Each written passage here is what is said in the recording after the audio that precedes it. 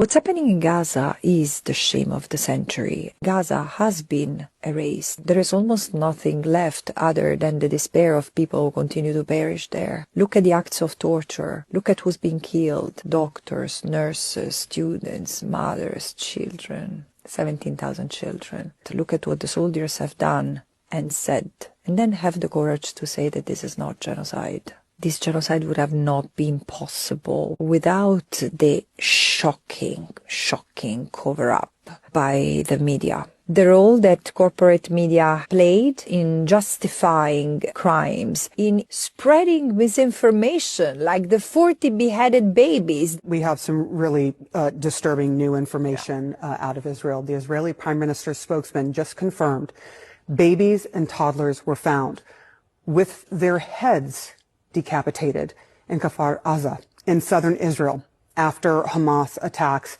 in the kibbutz over the weekend. The basic ethical principles governing their profession. I choked up earlier reading this new revelation about 40 babies being killed. Oh my God. And some of them being beheaded. And I was like, how can any human being do that to a baby? The role of international media, of Western media in acting in defense of the acts of a genocidal state. This is unprecedented, but it's also revealing of the global situation we are facing, the fact that this is not just the genocide of the Palestinians committed by Israel. A number of Western countries are complicit, and so this is an opportunity to interrogate the system we live in, the checks and balances we have as a global community, how people in the West trying to stop the genocide have been repressed. There is momentum and goodwill to make a change, and people feel at loss because they look at their politicians who are in bad faith, especially those who claim to be human rights lawyers. A siege is appropriate?